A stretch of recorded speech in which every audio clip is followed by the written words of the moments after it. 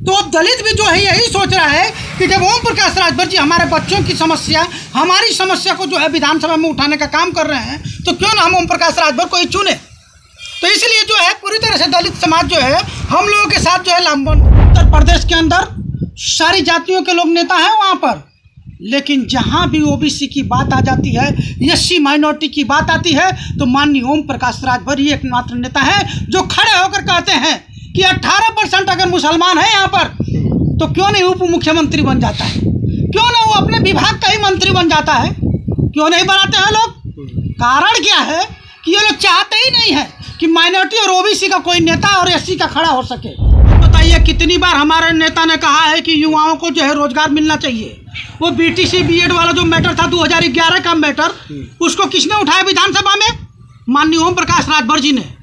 68,000 शिक्षक भर्ती घोटाला जब हुआ तो सबसे पहले विधानसभा के अंदर किसने उस मुद्दे को उठाया? माननीय ओम प्रकाश राजभर जी ने।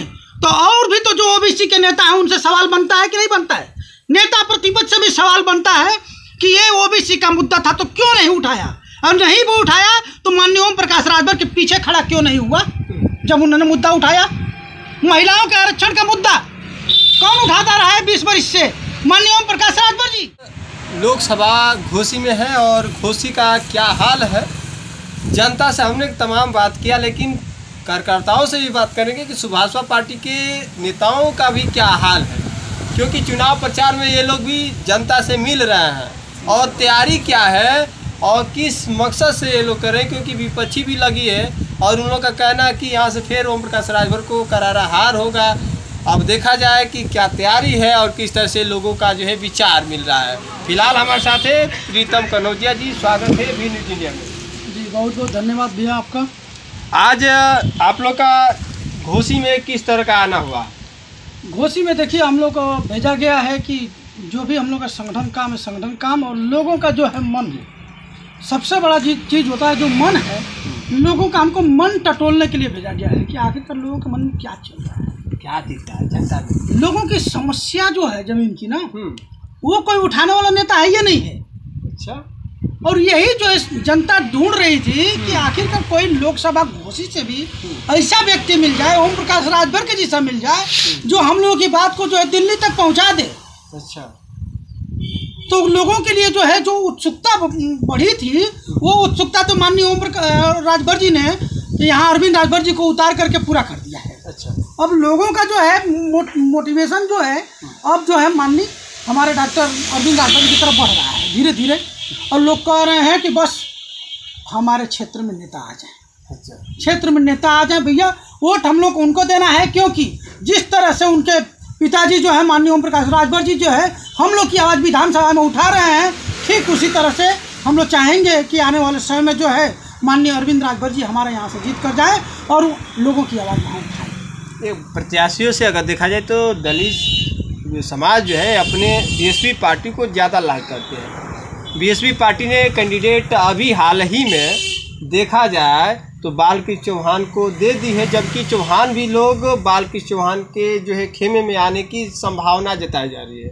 क्या लग रहा है कि ये जातिवाद इस तरह से अगर पार्टियों से होगा तो क्या चुनाव दलित समाज और चौहान समाज साथ में दिखा? देखिए जातिवाद तो सिर्फ नेताओं के दिमाग में घूम रहा है, जनता में नहीं।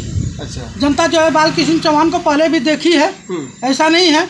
और जो जिस कदर से जो बता रहे हैं आप जो है दलित समाज का रुझान जो है, दलित समाज का जो नेता है जिसको उन लोगों ने चुना था, वो जो है उनके मुद्दे पे बोलता ही नहीं है। अच्छा। वो बोलता ही नहीं है। बोलने का काम तो जो है माननीय ओम प्रकाश राजभर जी कर रहे हैं। तो अब दलित भी जो है यही सोच रहा है कि जब ओम प्रकाश राजभर जी हमारे बच्चों की समस्या, हमारी समस्या को जो है विधानसभा में उठाने का काम कर रहे हैं, तो क्यों ना हम ओम प्रकाश राजभर को ही चुने। तो इसलिए जो है पूरी तरह से दलित समाज जो है हम लोगों के साथ जो है लामबंद हुआ है, और इसका जो है रिजल्ट आपको दिखेगा इसमें कि दलित समाज जो है हम लोगों के साथ किस ढंग खड़ा हुआ। अभी आप लोग का प्रचार प्रसार के ही दौरान अभी कुछ दिन पहले बात किया जाए, 2 दिन पहले की बात, तो राजीव राय का बयान है कि ओम प्रकाश राजभर के बेटे अरविंद राजभर चुनावी मैदान में प्रचार करना बंद कर दिए और मैदान से भाग गए हैं। अच्छा एक बात बताइए, अगर चुनावी मैदान से अगर हमारे भैया भाग जाते हैं तो हम लोग आपको मिल पाते हैं? ये उनका भय बता रहा है, वो प्रोपेगेंडा बना रहे हैं, उनका डर बता रहा है कि जो है माननीय अरविंद राजभर जी भाग गए। भागने का काम उनका है। अच्छा। एक बार जो यही घोसी की जनता ने उनको भगाया था, लोकसभा के चुनाव लड़े थे, आप लोगों को तो पता ही होगा कितना वोट पाए थे। यही जनता ने उनको भगाई थी और इस बार भी उनको भगाएगी। यही डर उनको सता रहा है, इसलिए ये लोग प्रोपेगेंडा बना रहे हैं। अच्छा। बाकी देख लीजिए, किसी भी गांव में जाकर देख लीजिए, सुहेलदेव भारतीय समाज पार्टी का हर कार्यकर्ता जो है लगा हुआ है। और जो माननीय जो हमारे डॉक्टर रविंद्र राजभर जी हैं, वो भी कहीं ना कहीं आए दिन आपको कहीं ना किसी गांव में मिल ही जाते हैं। अच्छा, एक बात यहाँ आती है कि जब दलित बस्तियों की बात किया जाए तो यहीं राजीव राय का भी कहना है कि जो एनडीए से गठबंधन हुआ है तो छड़ी से नहीं, लोग कमल से लोग जुड़ना चाहते हैं। वो जहाँ तक मीडिया में बयान भी दे रखे हैं। अच्छा, एक बात बताइए, जब गठबंधन हो गया है तो चाहे कमल से जुड़े हैं, चाहे सुहेलदेव भारतीय समाज पार्टी छड़ी से जुड़े, वोट तो उनको करना ही है, एनडीए को मजबूत करना ही है। लक्ष्य तो उनका यही है ना। तो लक्ष्य जब उनका यही है, मतलब ये है कि कमल अगर नहीं आता है तो लोग साइकिल पर सवार होने की बात कर रहे हैं। वो बार बार जो है ना, वो दिवा स्वप्न है। अच्छा। दिन में भी अब वो सपना देखने का काम करते हैं, क्योंकि रात का तो नींद आती ही नहीं है अब। तो जब रात में नींद नहीं आ रही तो दिन में ही सपना देखेंगे। अच्छा। तो दिवा स्वप्न है उनका कि जो है यहाँ पर जो है इस तरह का वो बयानबाजी कर रहे हैं, और नहीं तो जो है वो क्षेत्र में घूम रहे हैं, उनको पता चल गया है कि जनता किसके साथ खड़ी है। नहीं, वो तो कहते हैं कि चश्मा उतार कर देखिए, और राजीव राय का कितना जो है जनता के बीच में वर्चस्व है, शायद ये देखेंगे तो चुनावी लड़ना छोड़ देंगे। तो जनता ने तो उनको खुद ही वर्चस्व दिखाया था ना अपना। वही राजीव राय थे ना कि बदल गए हैं। तो तो कहते कोरोना काल हो या हर एक समय में राजीव राय धरातल पे खड़ा रहा है। अच्छा, एक बात बताइए कि कोरोना काल में कौन सी ऐसी राजनीतिक पार्टी थी जो नहीं थी?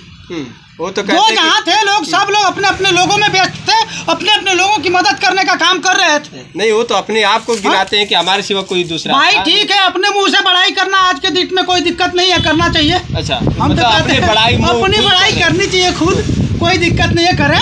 हम लोग भी चाहते हैं, लेकिन गाँव में जनता क्या कह रही है ये आप लोगों को भली भांति पता है। हम नेता हैं तो हम बताएंगे तो लोगों को लगेगा कि ये माहौल बना रहा है, लेकिन आप जो देख रहे हैं जमीन पर, उसको क्या कहें, कोई झुठला सकता है? तो पूरी तरह से जो है जनमानस जो है डॉक्टर अरविंद राजभर के साथ है।